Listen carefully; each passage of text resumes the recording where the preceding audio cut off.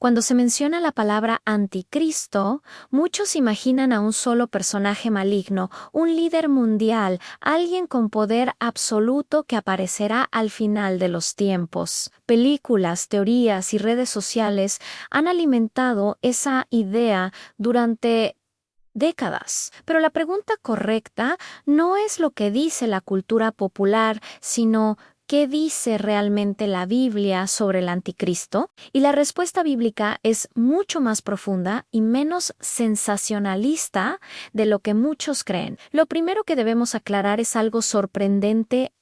A la palabra anticristo no aparece en el libro del Apocalipsis. Esto ya rompe muchas ideas preconcebidas. El término anticristo aparece únicamente en las cartas del apóstol Juan, específicamente en Primera y Segunda de Juan.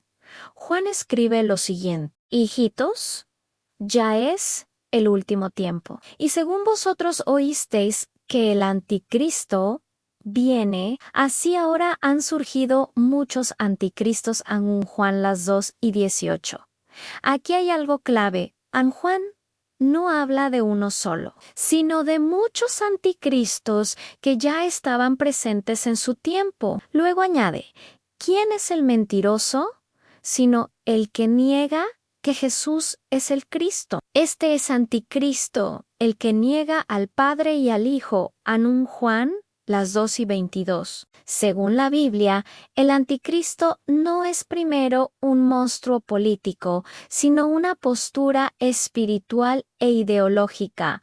Negar a Cristo, distorsionar su mensaje y sustituirlo. Ahora veamos que si dice la Biblia sí enseña que el anticristo niega a Cristo o lo reemplaza, se opone a Dios, pero también se hace pasar por algo bueno, engaña, no domina solo por la fuerza, puede manifestarse en personas, movimientos o sistemas.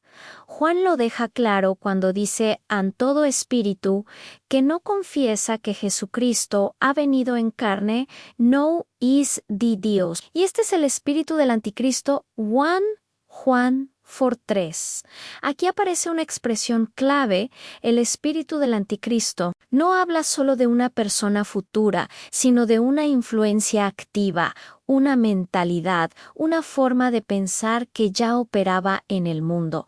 Ahora, ¿qué no dice la Biblia? La Biblia no dice que el anticristo tenga un nombre específico revelado, que sea un presidente mundial único mencionado explícitamente, que tenga cuernos, tatuajes o una apariencia monstruosa que aparezca de repente sin previo aviso. Muchas de esas ideas vienen de interpretaciones exageradas o de unir pasajes sin contexto. Cuando la Biblia habla de la bestia en Apocalipsis, está usando lenguaje simbólico muy común en la literatura apocalíptica. Ese lenguaje fue entendido por los cristianos perseguidos del siglo I, especialmente bajo el Imperio Romano. La bestia representaba poderes políticos opresores que exigían lealtad absoluta, incluso por encima de Dios.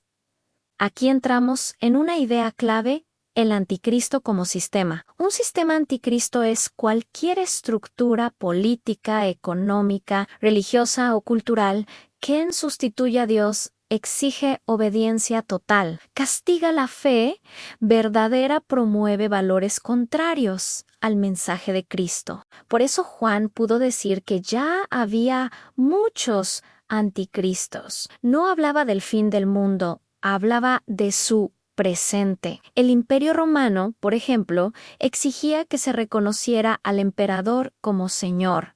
Para los cristianos, eso era inaceptable, no porque fueran rebeldes políticos, sino porque solo reconocían a Cristo como Señor. Ahí vemos algo importante.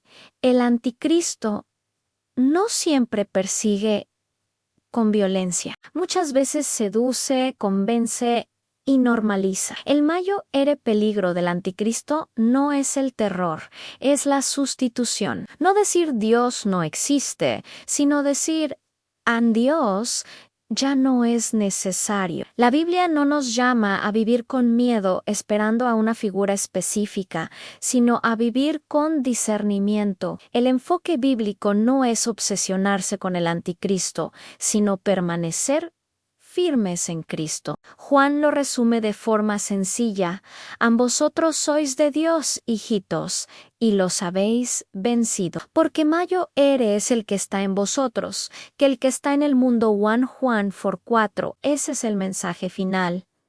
El anticristo no es el centro de la historia, Christo Lois.